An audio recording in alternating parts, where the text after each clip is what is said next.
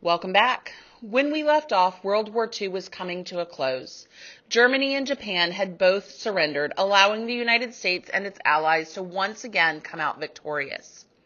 This time, though, we'd been allied with the Soviet Union, a communist country, out of necessity. And now that the war was over, all of our political differences were as apparent as ever. In this unit, we will be learning about the longest period of tension between the United States and the Soviet Union in history, which nearly led to nuclear war and global destruction. This year, we have talked a lot about how one historic event or period led to another, and this unit is no different.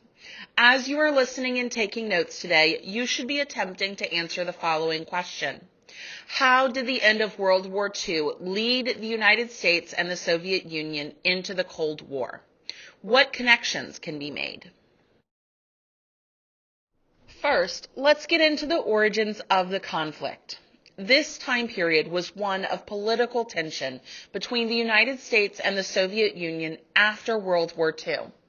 It all started with differing ideas about government and power. The United States believed in a government where people could vote and have freedom, while the Soviet Union believed in a government where the leaders had all the power. These differences created conflict in negotiations over post-war Germany and led to suspicions and mistrust between the two countries. As I alluded to in the previous slide, the Cold War was the state of political tension between the United States and the Soviet Union without any direct fighting between 1947 and 1991. That's right. While we call this a war, neither country ever declared war on the other. This was largely due to the fact that the United States had successfully built a nuclear weapon which was capable of decimating large portions of the population, and the Soviet Union was developing its own. The threat of total destruction was enough to make both sides hesitant to make the first move. Going back a few years to the end of World War II, the United States, Soviet Union, and their allies had successfully defeated the Axis powers. For the U.S. and the Soviet Union, the war served very different purposes. For the U.S., it was about protecting democracy. For the Soviet Union, it was about defeating Nazi Germany, whose leaders were very loudly anti-communism. At the end of the war, the Allies got to determine the terms of German and Japanese surrender. What to do with Germany would be the biggest hurdle. The Potsdam Conference was a meeting held in Potsdam, Germany in 1945 among the leaders of the United States, Soviet Union, and Great Britain. The main goal of the conference was to discuss post-war Europe, establish peace terms, and decide the fate of Germany. The most contentious decisions made during the conference were regarding the demilitarization of Germany and division of power. From July 17th to August 2nd, the three leaders argued over all of this, but the democratic nations could not come to an agreement with the communist nation. The decision was made to split Germany into 4 occupied zones. Each Allied power would control a zone. As a result, East and West Germany developed, with the 3 democratic nations' zones combining to form West Germany, and the zone controlled by the Soviet Union forming East Germany. Their governments mimicked those of the controlling nations, so East Germany was communist-controlled and West Germany was democratic. As tensions began to build between the Soviet Union and its former allies, the Soviet Union worked to spread its influence among other European nations. It established satellite nations in Eastern Europe as a way to exert control and spread its influence. These satellite nations, including Poland, East Germany, Czechoslovakia, Hungary, and Romania, were countries that remained politically independent, but were heavily influenced by the Soviet Union in terms of government, economy, and foreign policy. This control allowed the Soviet Union to create a buffer zone of friendly countries between them and Western Europe, leading to political tensions that would define the Cold War era. On the opposite end of the spectrum, the United Nations was established in 1945 after World War II as an international organization aimed at promoting peace and cooperation among countries. It replaced the League of Nations and is made up of 193 member states. The main purpose of the UN includes maintaining international peace and security, promoting human rights, fostering social and economic development, and providing humanitarian aid during crises. The UN has various bodies, such as the General Assembly and Security Council, that work together to achieve these goals and address global issues. A third international effect from World War II was the Allied occupation of Japan, just like in Germany. The Allied occupation of Japan began in 1945 and lasted until 1952. Led by General Douglas MacArthur, the United States and other Allied powers worked to rebuild Japan's government and society. Major reforms were introduced, including a new constitution that emphasized democracy and the rights of citizens. The occupation aimed to demilitarize Japan, promote peace, and establish a stable and democratic government. This period had a significant impact on Japan's future development and its place in the world. The last major effect was the establishing of Israel as a country. Israel, which is a country located in the Middle East today, was only established in 1948 after a long history of conflict and negotiations. The formation of Israel is deeply rooted in the aftermath of World War II and the Holocaust, where Jewish people sought a homeland of their own. The United Nations played a key role in the partition plan that led to the creation of Israel, a decision that has sparked ongoing tensions in the region.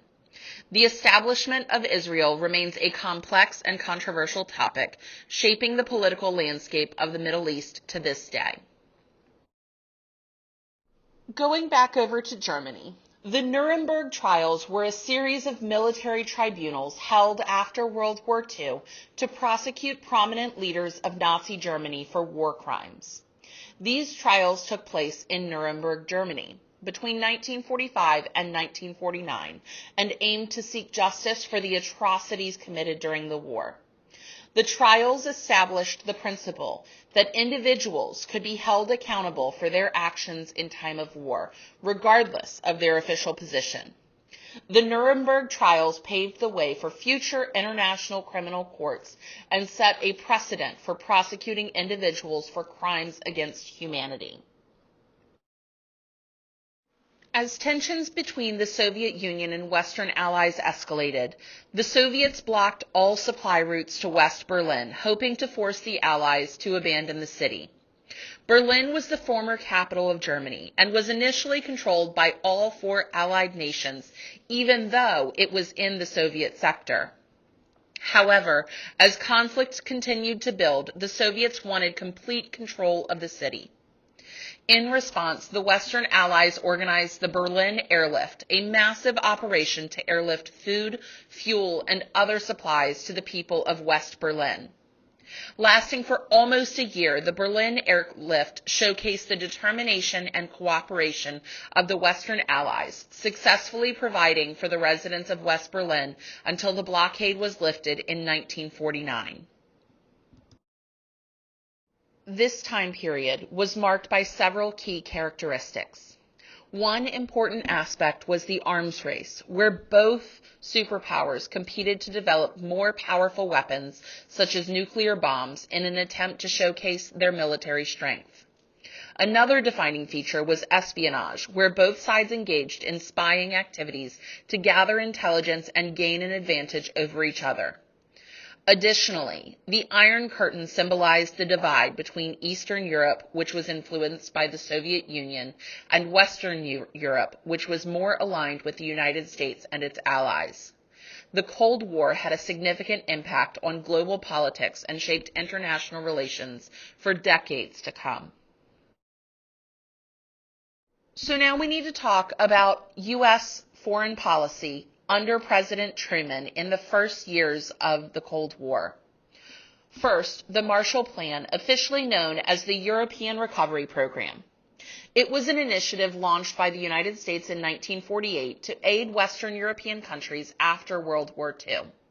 Named after Secretary of State George C. Marshall, the plan provided economic assistance to help rebuild war-torn regions, promote democracy, and prevent the spread of communism. Over $12 billion was invested in the recovery efforts, helping countries like Great Britain, France, Italy, and West Germany revitalize their economies and infrastructure. The Marshall Plan is widely regarded as a successful example of international cooperation and economic development. Second, the Truman Doctrine was a key aspect of U.S. foreign policy during the Cold War era.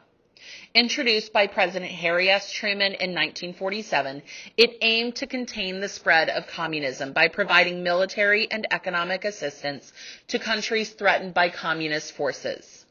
This doctrine marked a shift in U.S. policy towards a more active role in global affairs, shaping the country's stance on international relations for years to come.